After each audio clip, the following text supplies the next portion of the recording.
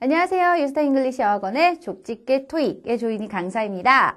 자, 2013년 4월 28일 토익 시험 잘 보고 오셨습니까? 자, 늘 항상 같은 얘기 하죠? 잘 보고 왔니? 라고 물어보면 여러분들 표정, 그쵸?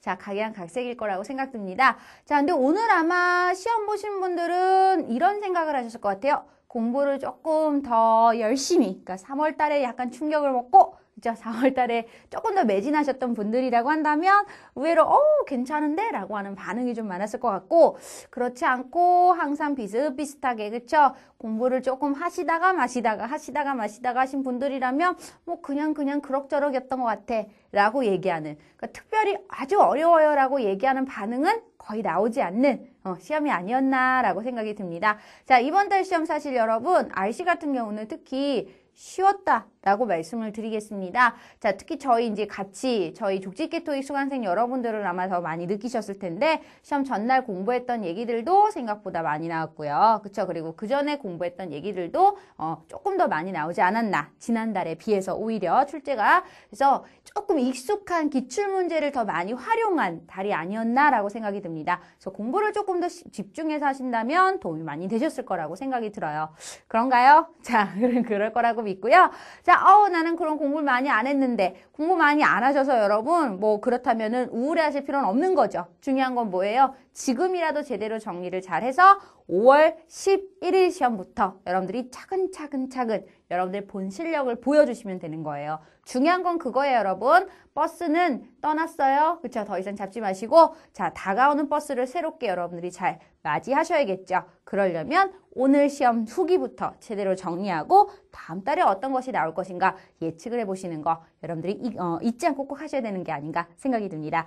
자, 그래서 오늘 4월 28일 시험 여러분 간단하게 RC 위주로 한번 정리를 해드리려고 해요. 자, 근데 RC 시작하기 전에 한 가지만 말씀드리자면, LC 같은 경우는 Part 1, 2, 그쵸? 생각보다 여러분 무난하게 나왔는데 1, 2가 굉장히 기출문제, 그동안 나왔던 문제들 중에서도 눈에 익숙하고 그 다음에 듣기에 익숙한 것들이 생각보다 많이 출제가 됐었습니다. 그래서 LC도 역시 RC와 마찬가지로 전반적으로 좀 쉬웠다라고 얘기를 하고 있는데, 그러니까 쉽다라고 얘기하는 기준은 항상 이거예요, 여러분. 내가 공부를 한 것 중에서 많은 얘기가 많이 나왔다라고 얘기한다는 거죠. 그만큼 기출문제를 더 많이 활용을 했다라고 얘기를 하는 거지, 실제로 공부를 하지 않고서는 쉽다라고 얘기하실 수는 없다는 거 항상 잊지 않으셨으면 좋겠습니다. 그래서 이번 달 LC도 조금 쉬웠기 때문에 5월달 시험을 여러분들이 좀 더 집중해서 좀 보셔야 될 거예요. 왜? 이번 달 쉬웠으니까 다음 달에는 조금 더 난이도가 있겠죠? 그건 잊지 않으셨으면 좋겠고. 자, 그래서 LC도 간단하게 말씀드리고 저희는 본격적으로 RC 얘기 들어가겠습니다. 자, 이번 달에 제가 여러분 딱 보면서 느꼈던 게 한 가지가 있는데요. 굉장히 지금 기존 시험 문제를 좀 많이 활용했구나라고 느꼈던 것 중에 하나가 저희 이제 Part 6에서 나왔던 얘기들 중에 하나인데, 투부정사 구조. 그쵸? 요걸 딱 보면 여러분, 이렇게 쓸 수 있는 구조는 실제로 대부분 딱 정해져 있거든요. 보기 자체가 동사 형태를 물어보는 문제거든요. 자, 그래서 그때 쓸 수 있는 게 바로 뭐다?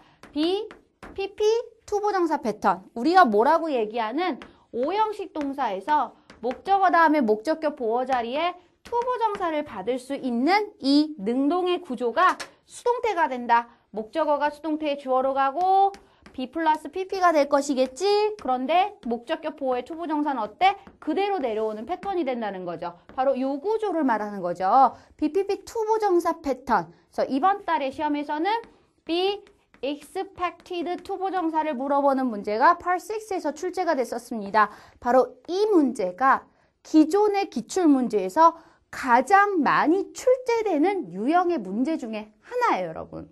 그렇기 때문에 굉장히 이번 달은 정말 기출을 너무 많이 반영을 했구나 라는 느낌이 굉장히 와닿았던 게 이 문제를 보면서 확실해졌었거든요. 그래서 여러분들도 아마 그동안 토익 공부를 하신 분들이라면 아마 이 구조는 굉장히 쉽게 풀지 않았을까라고 생각이 듭니다. 그래서 토익 초보이신 분들은 오히려 조금 불리하실 수 있는 문제지만, 오히려 토익을 공부하셨던 중급자들, 그쵸? 그리고 적어도 2, 3개월 이상 공부하셨던 분들이라고 한다면 충분히 푸실 수 있는 문제였겠죠. 근데 중요한 건 이거지, 외워야 된다는 거.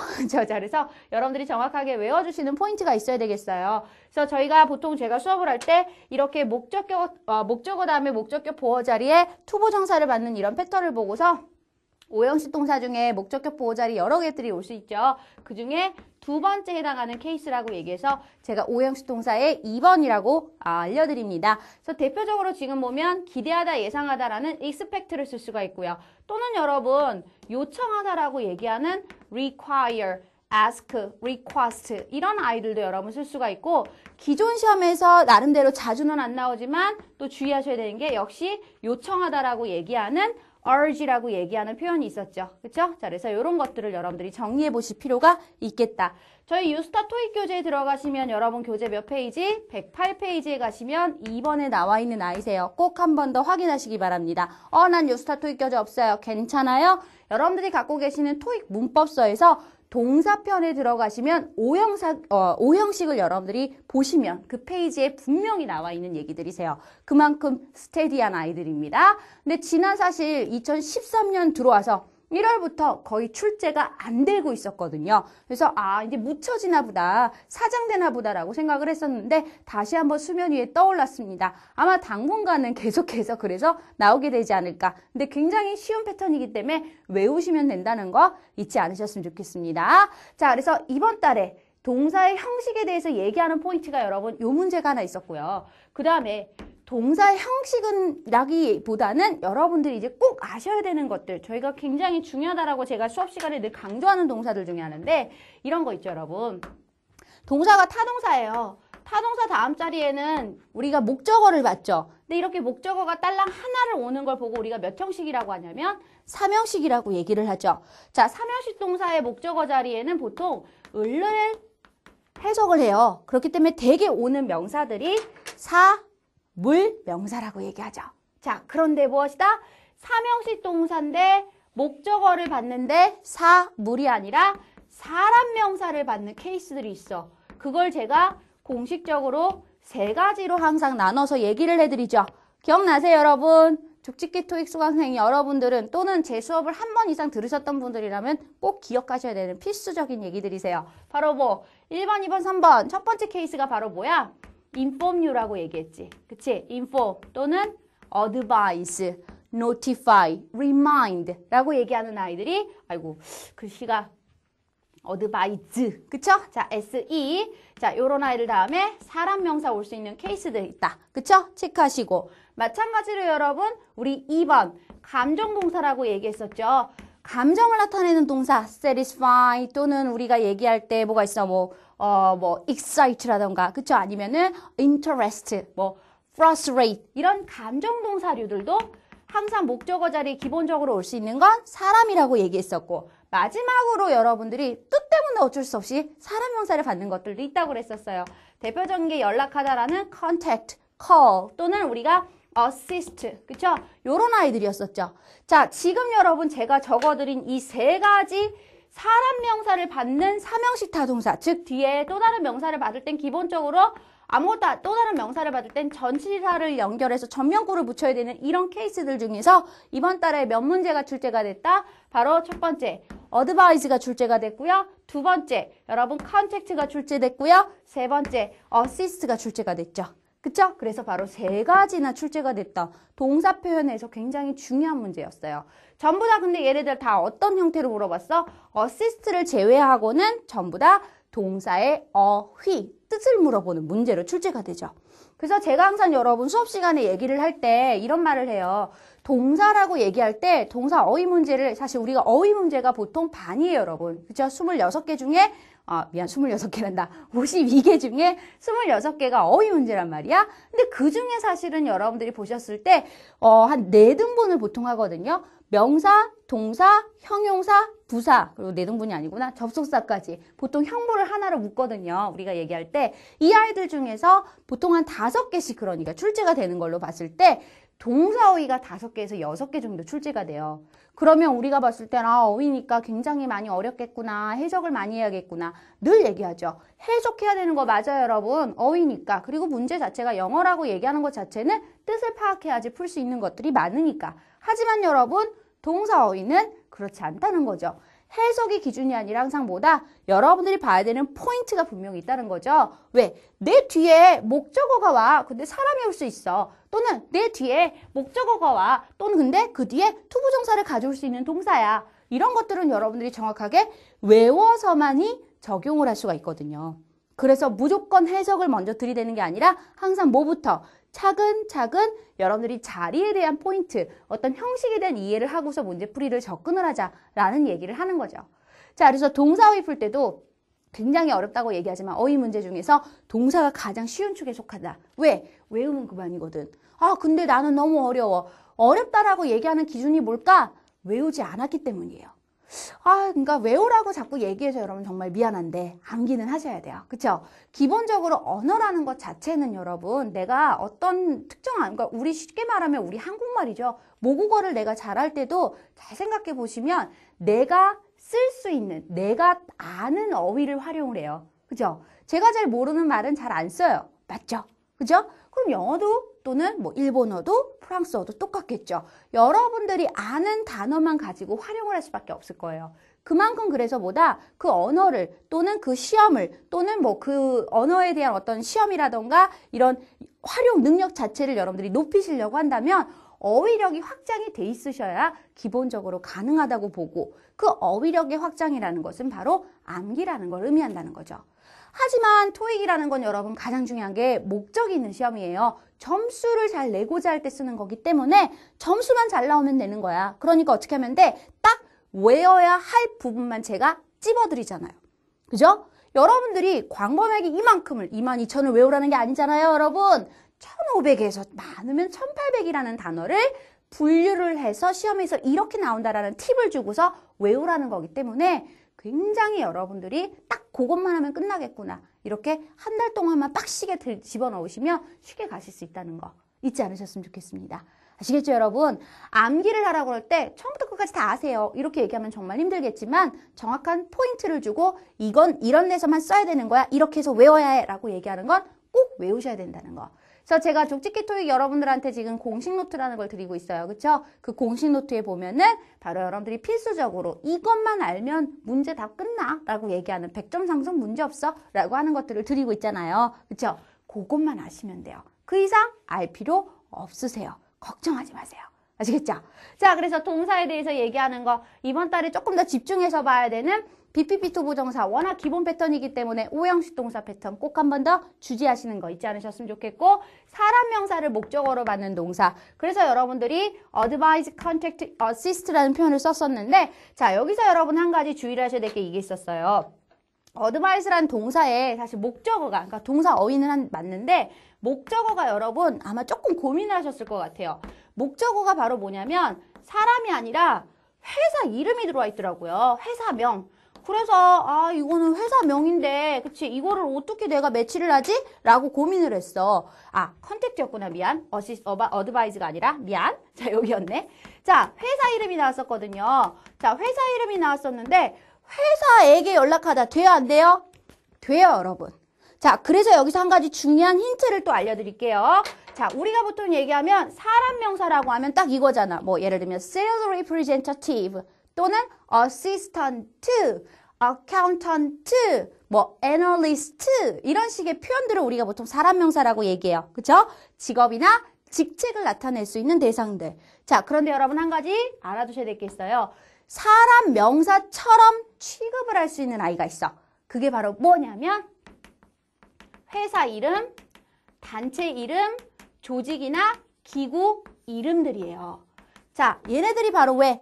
사람이 속해서 만들어지는 것들이니까. 그쵸? 우리가 모여서 A라는 회사를 만들고 A라는 단체를 만들고 A라는 조직이나 기구를 만들 수 있잖아요. 그래서 우리가 얘기할 때 우리 회사는 이라고 말할 수 있지만 우리는 이렇습니다 라고 얘기하실 수도 있죠. 그쵸? 회사를 나처럼 대변해서 얘기할 수 있잖아. 바로 그래서 무엇이다? 사람 명사와 회사 이름은 분명히 다르죠, 여러분. 정확하게 다르지만 실제로 기본적으로 큰 틀로 보자면은 사람 명사나 회사 이름이나 비슷하게 여러분들이 취급을 할 수가 있다는 얘기죠. 그래서 contact me 라고 얘기해도 되지만 contact ABC company please 라고 얘기하셔도 상관없다는 얘기예요. 얘기하는 포인트 잡히세요, 여러분? 오케이. 그래서 이 얘기는 꼭 가지고 가셨으면 좋겠습니다. 자, 그래서 사람 명사를 받는다? 알겠어. 근데 회사 이름 앞에 회사 이름하고 이런 사람 명사를 받는 동사들이 어울려? 그것도 알아야겠다. 그죠? 다시 한번 정리 잘해서 가져가시기 바랍니다. 자, 그래서 이번 달에 조금 더 주의해서 보셔야 되는 동사에 대한 얘기 먼저 잠깐 간단하게 정리를 해드렸어요. 자, 그리고 우리가 두 번째 얘기를 한번 가보자. 자, 이번 달에 저는 부사 여러분 늘 항상 나오는 거 아시죠? 근데 굉장히 이번 달에 부사가 나름 굉장히 친절하게 나왔어요. 뭐 동사 사이, be, ing 사이에 출제가 됐다거나, 그치? 자리로 얘기하자면 자리 문제에서 이런 것들 뭐 여러분 껌이잖아요. 그 다음에 문장의 주어 다음에 타동사 다음에 목적어 다음에 문장의 끝자리가 비어서 여기에다가 쓴다거나 이런 식으로 간단하게 부사 자리를 여러분들 넣는 것들이 생각보다 간단하게 출제가 돼서 크게 부담은 없었어요. 자, 그런데 여기서 우리가 주의해야 되는 부사에 대해서 두 가지를 한번 여러분들한테 잡아보려고 해요. 자, 그 첫 번째가 바로 뭐냐면 우리 좀 전에 아까 어시스트 했던 거 기억나시죠? 자, 이렇게 문장이 주어 다음에 타동사 다음에 목적어가 나왔어. 예를 들면 끝났어. 여러분 그럼 그 다음 자리에 뭐 써야 된다고? 부사. 근데 부사가 보통 형용사형의 ly잖아요. 그쵸? 이렇게 끝나는 것도 있지만 꼭 단어 자체 하나가 부사 역할만 하는 건 아니잖아요. 구라는 것들도 부사 역할 할 수 있는 거 아시죠? 내가 동사를 가지고 부사처럼 쓰고 싶어. 어떻게 쓸 거야? 가장 만만하게 쓸 수 있는 녀석이 바로 누구다? to 플러스 동사 원형이라고 얘기하죠. 바로 투부정사의 부사전요법, 뭐뭐 하기 위하여라고 얘기하는 목적의 의미를 갖고 있는 아이들. 바로 얘네들 얘기하는 거죠. 자, 아까 제가 어시스트 얘기했었잖아요, 여러분. 기억나시죠? 이 어시스트라는 아이가 사실 뒤에 명사, 사람 관련, 회사 관련 명사를 받아서 어시스트를 쓰는 게 맞긴 했는데 실제로 어시스트는 그때 물어본 뜻 차이로 물어본 게 아니라 바로 구조에서 물어본 문제였어요. 문장 안에 동사가 이미 있는데 접속사가 없었어. 그런데 이 자리에 어시스트라는 동사의 적절한 형태를 물어봐. 뭐 쓸까? 물어봤어요. 자, 그럼 뭐 써야 된다고 여러분? 바로 그렇죠. 문장이 완전할 땐 더 이상 쓸 수 없기 때문에 뭔가 더 쓰고자 할 때는 바로 또 투부정사, 우리가 동사 같은 경우는 투부정사와 같은 준동사의 패턴으로 바꿔서 활용을 해야 된다. 그래서 이번 달 시험에서 to assist가 출제가 됐었습니다. 기억나시나요? 새록. 그치? 그런데 여러분들이 의외로 많이 틀리는 것 중에 하나가 이런 거거든요. 명사 자리잖아요. 그쵸? 목적어가. 그러니까 명사가 이미 왔으니까 명사 다음 자리가 비어있으면 아무것도 안 해도 되니까 수식. 수식하는 것이라고 하면 형용사도 되고 부사도 되지. 그럼 형용사 쓰면 되겠구먼. 이 뒤에 보니까 예를 들면 assisted가 있다. 써야겠다. 그죠? 그래서 여러분 제가 이거 지난달에도 얘기해드렸던 건데 시험 후기 때도 그쵸? 수업 시간에 늘 항상 하는 얘기고 시험 후기 때만이라도 저를 보시는 분들을 위해서 제가 굉장히 중요한 팁을 알려드렸잖아요. 이건 여러분들한테 정말 비법 중에 비법인데 라고 하면서 가르쳐드렸던 거 기억나세요? 명사 다음 자리에 비어있을 때 더 이상 아무것도 안 써도 돼. 그러면 그때 그 자리에 나한테 품사를 물어봐. 여러분 품사를 쓰라고 그러면 실제로 그 품사를 쓰는 순위가 정해져 있다라고 얘기했어요. 세 가지로 갑니다. 그쵸? 1순위, 2순위, 3순위예요, 여러분. 자, 1순위가 바로 뭐다? 부사. 2순위가 바로 뭐다? 명사. 3순위가 형용사, 여러분. 그렇기 때문에 바로 뭐다? 명사 다음 자리에 비어있을 때 여러분 PP 형태 있어. ED 끝났네? 아싸, 좋아. 쓰면 돼, 안 돼? 안 돼. 왜? 3순위잖요. 명사도 있고 부사도 있는데 왜 굳이 거기까지 가? 순위를 맞추시란 얘기예요. 아시겠죠? 그래서 어시스트도 있었어요. 어시스티드도 있었어요, 여러분. 사실 쓰면 돼, 안 돼? 아니 돼요. 라고 얘기한다고요. 얘기하는 포인트 아시겠죠? 순서만 지키면 돼요.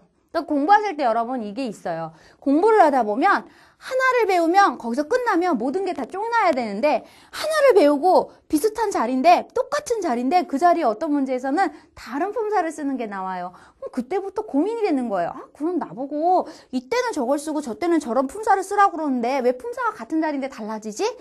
그러면 나보고 뭐 하라는 얘기인 건가? 해석을 하라는 얘기구나. 그쵸? 그래서 자연스럽게 뭐 하게 돼요? 해석을 위주로 공부를 하게 되는 거죠. 보통 5, 600대 학생들이 많이 겪는 시행착오죠. 그치? 하다 보니까 선생님이 스킬대로 하라고 그래서 스킬대로 하는데 하다 보면 같은 자리가 나오면 항상 뭐냐면 다른 부사를 쓰는 것들이 간간히 나와요. 오늘은 A 품사인데 다음 날은 B 품사야. 똑같은 자리인데 왜 그래 왜 그래 왜 그래? 그럼 파악을 못 하잖아요. 그래서 결국 뭐해? 해석하죠. 그렇게 해서 여러분들이 700대까지 끌어올려요. 그런데 700대까지 끌어올렸을 때 거기서 800대를 넘어가는 게 생각보다 녹록지가 않더라고요. 왜?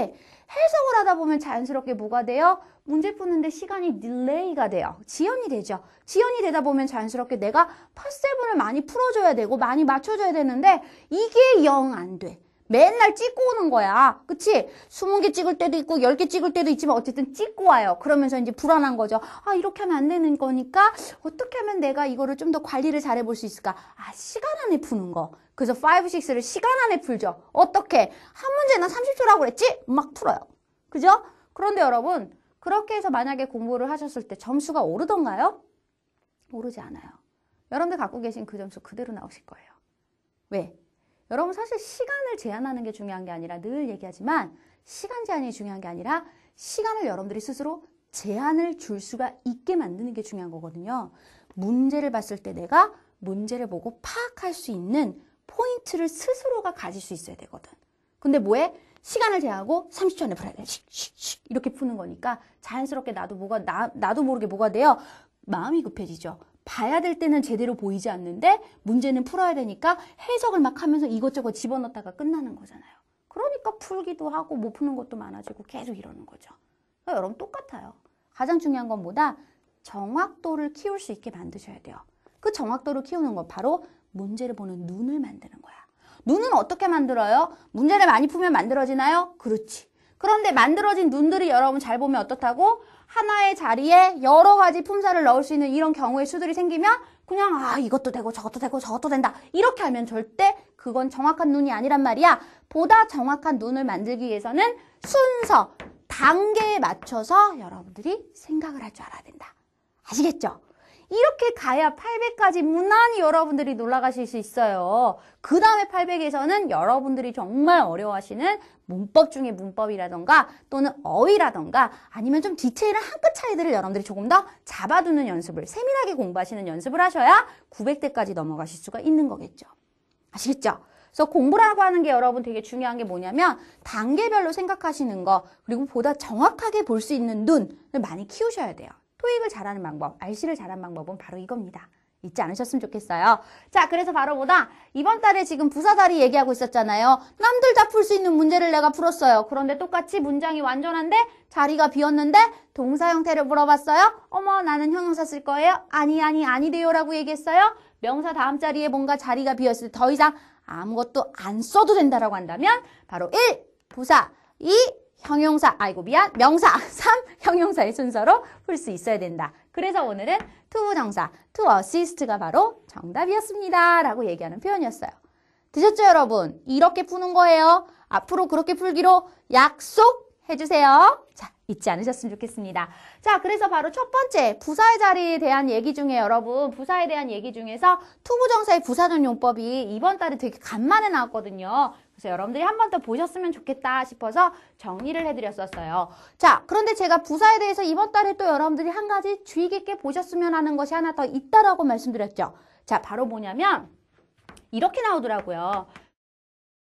자, 빈칸이 50도 있었고요, 여러분. 빈칸 다음 자리에 하프가 있었어요, 여러분. 이 두 개의 문제가 있었거든요. 자, 그래서 이 중에 이 둘 다 여러분 사실 뭐였냐면 A, B, C, D 보기 전체가 전부 다 어휘를 물어보는 문제였어요. 그런 거 나오면 어려운데. 자, 어렵지 않아요. 여러분, 우리 50도 그렇고 하프도 그렇고 하프도 절반이잖아. 절반은 쉽게 말하면 5 아니면 50 아니면 50의 절반은 25. 그치? 우리 얘기하는 거잖아요. 이게 바로 뭐예요, 여러분? 이런 아이들을 보고 우리가 뭐라고 해? 바로 일종의 수사라는 표현을 써요. 숫자를 나타내는 말. 물론 50 다음에 분명히 명사가 오겠지만. 그쵸? 자, 그래서 숫자로 시작하는 말들 앞자리가 비어있을 때 내가 항상 뭐 쓰라고 얘기했어? 기억나니? 그렇지. 바로 수사, 수식, 부사를 쓰라고 얘기했었잖아요. 기억나세요? 기억나요. 근데 그때는 막상 그러니까요. 항상. 그래서 여러분 계속 상기시키는 포인트가 있어야 돼요. 자, 수사식 부사 중에 대표적인 게 바로 nearly가 있었고요. 이번 달에 시험에 나왔던 것 중에 하나가 또 nearly하고 친구예요, 여러분. almost. 그래서 nearly 50, almost half of 이런 식의 표현이 여러분 이번 달에 출제가 됐었습니다.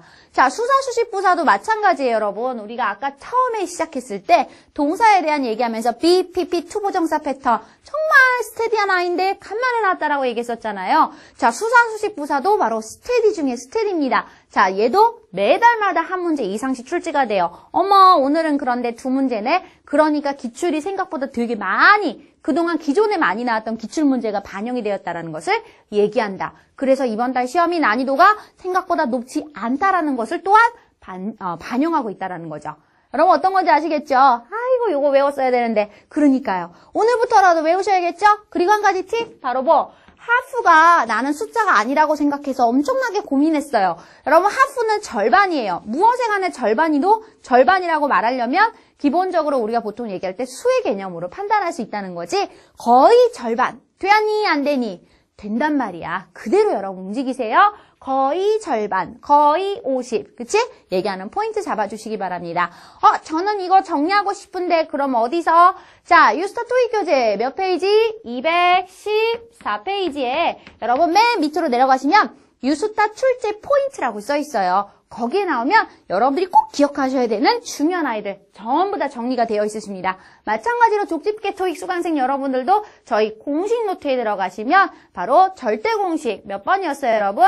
8번 부사에서 제가 수사수식 부사 따로 정리해드렸던 거 기억나실 거예요. 그죠? 정리하고 들어가셔야 돼요. 그렇기 때문에 여러분들 꼭 잘 보셨으면 좋겠습니다. 혹시 알아요? 다음 달에도 또 나올지. 다음 달에 나오면 절대 틀리기, 있기 없기. 그렇지? 알아서 여러분 잘하실 거라고 생각해요. 자, 그래서 부사 자리에 대한 얘기까지 여러분들한테 한 번 더 정리를 해드렸습니다. 자, 그래서 이번 달에 크게 이 두 가지 포인트 여러분들이 좀 신경 써서 보셨으면 하는 거 그리고 굉장히 기본 패턴이기 때문에 놓치지 말자라는 의미에서 한 번 더 말씀을 드렸어요. 자, 그리고 이제 세 번째 얘기를 한번 가보도록 할게요. 자, 세 번째 얘기는 여기를 좀 지우고 시작할게요. 제가 여러분들이 공부하실 때 가장 어려워하시는 문법이 사실 뭐예요?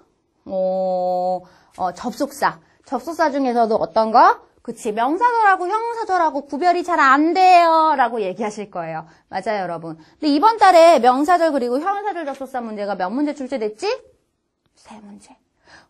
그렇구나. 요즘 관계대명사가 그렇게 많이 안 나오는 편이던데. 근데 이번 달에 2문제나 출제가 됐거든요. 굉장히 중요해요. 자, 이제부터 그래서 한 가지 여러분들한테 중요한 얘기를 해줄 거예요. 자, 우리가 문제를 봤을 때 보기를 봤단 말이야. 보기를 봤는데 예를 들면 대시 있어, 후가 있어, 웨더가 있어, 이런 식의 또는 which가 있어, 이런 식의 포인트가 들어와. 보기를 봤을 때. 그럼 여러분 뭐부터 하셔야 되는 거예요? 바로 이런 아이들을 만났을 때 여러분들이 생각하셔야 되는 거. 그러니까 이것이 명사절을 고르는 문제냐? 형용사절을 이끄는 접속사를 고르는 문제냐에 대해서 함께 고민을 해보셔야 돼요.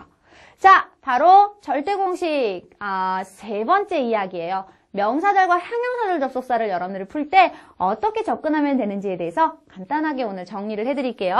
바로 첫 번째, 항상 여러분 빈칸을 기준으로 해서 빈칸 앞을 보시면 돼요.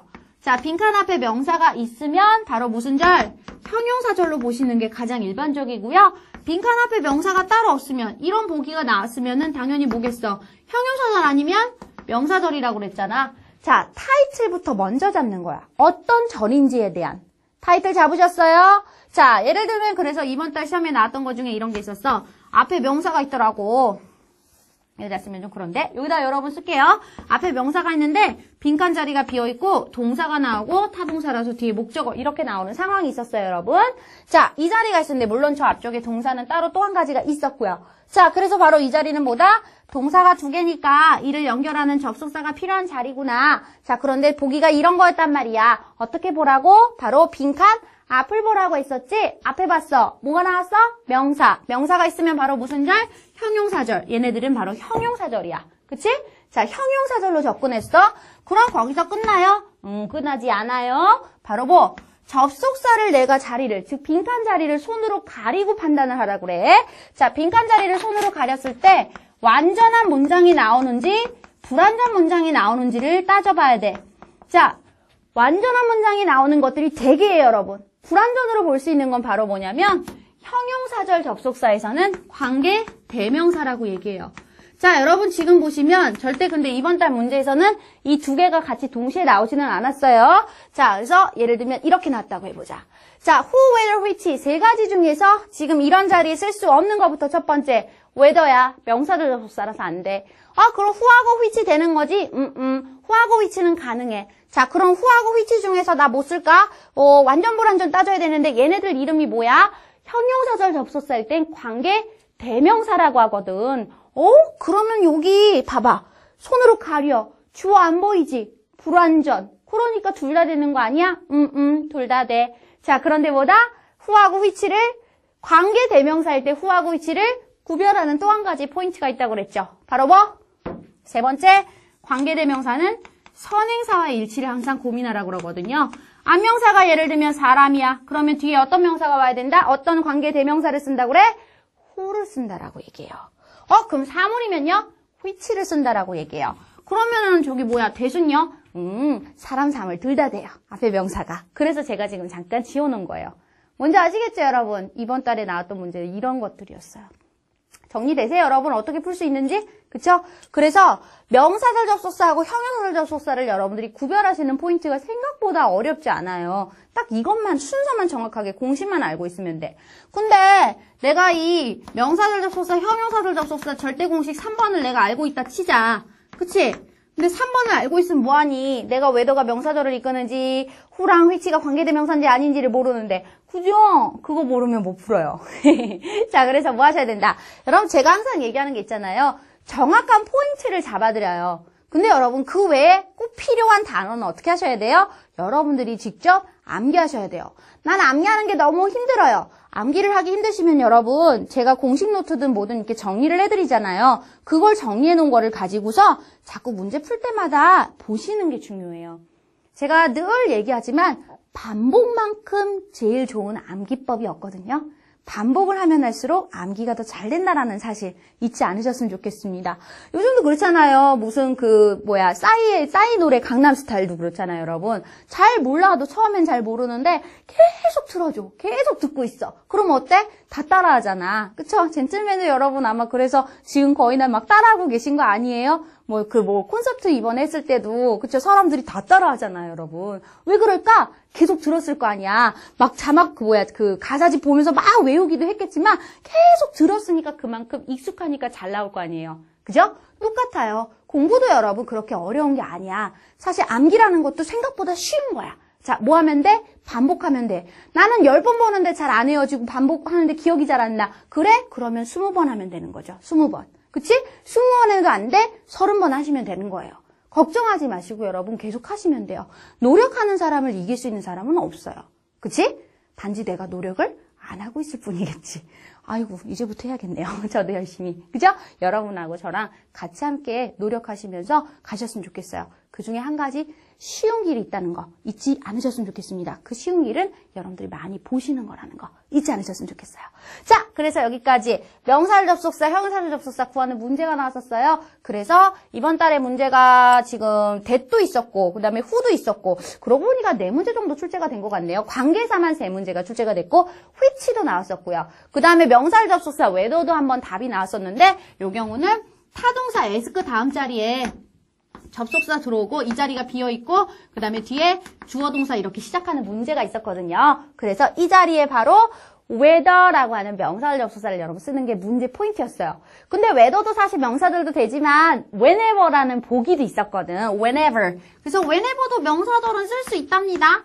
그럼 whenever하고 whether는 이거는 어떻게 구별해요? 명사절이 둘 다 되는데 구별 포인트는 해석이에요. 해석 잘 하시면 돼요. 자, whether는 인지 어떤지고요, 여러분. whenever는 언제든지란 뜻으로 해석하시면 돼요. 또는 언제일지라도. 근데 보통 whenever는 우리가 이런 얘기를 많이 하기도 해요. 부사절로만 씁니다. 그렇게 알고 가셔도 상관없습니다. 라고도 얘기하거든요. 시간을 나타내는 표현이라서 부사절만 이끈다. 그러면은 부사절이니까 명사절만 되는 거는 whether겠네? 이렇게 가셔도 상관없죠. 되셨어요, 여러분? 그래서 ask whether, 인지 어떤지를 물어본다 라는 뜻으로도 쓸 수 있고 언제든지 물어본다는 말로 하면은 사실 말이 될 수 있거든요. 근데 whenever 같은 경우는 부사절로 여러분 보시는 게 더 바람직합니다. 뭔지 아시겠죠? 그래서 만약에 혹시라도 에버를 만났을 때 명사절도 되고 부사절도 되는데 명사절 접속사랑 이런 에버로 끝나는 아이들하고 만났을 때 어떻게 고민할까? 고민하지 마시고 whenever는 그리고 whenever, wherever, however는 부사절만 돼 라고 정리하셔도 상관없어요. 아시겠죠? 여기까지 포인트 있게 한 번 더 정리해 주시기 바랍니다. 자, 그래서 이번 달 문제에서 여러분 세 번째 접속사에 대한 얘기까지 살짝쿵 한번 정리해 드렸어요. 그렇지만 기본 접속사 얘기도 많이 나왔어요, 여러분. 예를 들면 자리를 물어보는 문제에서 지금 문장 안에 동사가 2개가 들어왔는데 동사 2개 자리를 연결할 수 있는 접속사가 필요해. 그 접속사를 뭘 쓸 거야? 라고 물어보는 문제가 있었죠. 그 경우 같은 경우는 보통 일반 여러분들이 접속사를 쓰는 문제였거든요. 그래서 앞에도 동사가 나오고 뒤에도 동사가 주어 동사가 나오는데 이 자리 사이에 들어올 수 있는 거 뭐 이런 것들을 물어본다거나 이걸 나올 때는 그냥 일반 접속사를 우리가 보통 쓰는 것도 쉽게 나오는데 뭐 예를 들면 because를 쓴다거나 이런 거. 근데 이번 달에 나왔던 것 중에 여러분 기억나는 것 중에 한 가지가 있었네요. 뭐냐면 앞에도 동사고 뒤에도 동사인데 동사 바로 앞자리에 비어 있어. 그 자리에 쓸 수 있는 게 여러분 그러니까 바로 이런 관계대명사 문제였네요. 그쵸? 제가 조금 왔다 갔다 하네요. 자, 그래서 요렇게만 가져가자. 저 지금 관계사 문제 여러분 보는 포인트 방금 전에 얘기했던 거 요것만 하나만 더 기억해 주시면 되겠고 그쵸? 그래서 관계대명사 문제 또는 명사들 또는 형용사절 접속사를 고르는 문제 순서를 정확하게 한 번 더 파악해 주시는 거 말씀을 드리고 싶고요. 그 다음에 항상 보기 중에 접속사, 전치사 이런 것들을 계속 활용을 해서 부사까지 같이 묶어서 여러분들 얘기할 때는 항상 보기 중에 접속사가 하나 이상 만나게 돼 있으면 무조건 본동사 개수, 접속사 개수를 정확하게 확인하고 가는 거 여러분들이 습관적으로 가지고 가셨으면 좋겠습니다. 자, 그렇게 가시면 아마 무난하게 풀 수 있지 않았을까라는 생각이 들어요. 자, 그래서 여러분들이 그 정도 얘기 한 가지 해드리고요. 그 다음에 마지막으로 한 가지 얘기 더 정리해드릴게요. 자, 우리가 비동사 다음 자리에 뭐 쓰지? 보어 자리에 올 수 있는 품사는 그렇지, 형용사. 그래서 나는 busy 형태를 물어보더라고요. 그래서 당연히 be busy 써야 되는 거 아니에요? 그래서 나는 그거 썼는데 잘 생각해야 돼. 왜? 빈칸 앞에 더가 있더라고요. 그리고 뒤에 이제 전사 플러스 명사 이런 식으로 끊긴 거죠. 자, 어떻게? 비동사 다음에 busy라고 하는 형용사 형태를 물어봐요. 물어보는데 형용사는 정관사 더랑 바로 못 써요. 아니 쓸 수 있는 경우가 딱 한 가지가 있잖아요. 어떤 경우? 그렇지. 바로 최상급이라고 얘기하는 경우. 그치? 그래서 바로 이 문제 뭐였어요? 비지스트가 정답이었죠. 110번 때 안에 들어가 있었던 문제세요. 근데 아마 보자마자 바로 체크하신 분들도 계시겠지만 정관사 더니까 명사를 써야겠구나라고 해서 고민을 많이 하셨던 분들도 있었을 것 같아요. 다행히도 명사는 없었어요. 보기 중에. 근데 명사가 없으니까 더 많은 고민을 하지 않았을까. 그래서 여러분들이 조금 더 신경 써서 보셨으면 좋겠다라는 것까지 말씀을 드리겠습니다. 자, 그래서 이번 달에 여러분 지금 보면 전체적으로 제가 쭉 일일이 하나씩 정리를 못 해드렸지만 조금 더 이번 달에 주의를 해야 되는 것들 그리고 가장 트렌디하다기보단 스테디한 아이들에 대해서 정리해드렸어요. 첫 번째가 바로 동사 형식에 대한 이야기들 BPP 투부정사 그리고 사람명사를 목적어로 받는 타동사에 대한 이야기들 이번 달에 출제가 됐기 때문에 주의해서 잘 보셨으면 좋겠다라고 얘기를 해드렸었고 두 번째가 여러분 뭐였어요? 부사 자리에 대한 얘기들 중에서 수사, 수식, 부사 그치 한 번 더 정리를 해보셨으면 좋겠다라고 얘기하는 거 특히 이거는 다음 달에도 또 나올 확률이 있으니까 놓치지 않으셨으면 좋겠다라고 말씀을 드렸고 세 번째가 여러분 바로 명사절 접속사, 형용사절 접속사 매달마다 최소한 2문제 이상씩 출제가 돼요. 꼭 정리를 하셨으면 좋겠고 네 번째가 부사절 접속사 이런 자리 구하는 문제들 그쵸? 여러분들이 꼭 한 번 더 보셨으면 좋겠고 다섯 번째가 지금 최상급 형태인데 실제로 최상급 형태를 잘 봐야 되는 게 아니라 자리를 이끌어서 형용사 자리냐 부사 자리냐를 보는 건데 이렇게 정관사 더랑 어울릴 수 있는 형용사의 형태는 실제로는 명사가 같이 오지 않는 이상은 최상급밖에 없다라는 팁까지 한 번 더 정리를 해보셨으면 좋겠습니다. 자, 여기까지 4월 달에 대한 얘기 간략하게 여러분 한번 마무리해드렸어요. 혹시 또 궁금한 거 있으시면 아시죠? 저희 수업 시간에 질문을 받거나 다시 할 거나 아니면 또 궁금한 거 있으시면 저희 카페 게시판에다가 질문을 남겨주셔도 감사하겠다라는 거 말씀드릴게요. 자, 4월 달 시험 이제 끝났어요, 여러분. 이제 정확하게 제대로 정리하신 다음에 안녕 빠빠이 하시고요. 바로 5월 11일 시험 대비하시는 거 잊지 않으셨으면 좋겠습니다. 우리는 지금 뭔가 낙심하거나 여러분 힘들어할 시기는 아닌 것 같아요. 왜? 정말 천만다행히도 5월 10일에 시험이 나를 기다리고 있거든요. 거기서 여러분들이 빵긋 웃으시면 되는 거예요. 여기서는 괜찮아요. 잊어먹지 마세요, 여러분. 자, 준비 철저히 잘해서 5월 달에 또 뵙도록 하겠습니다. 수고하셨습니다.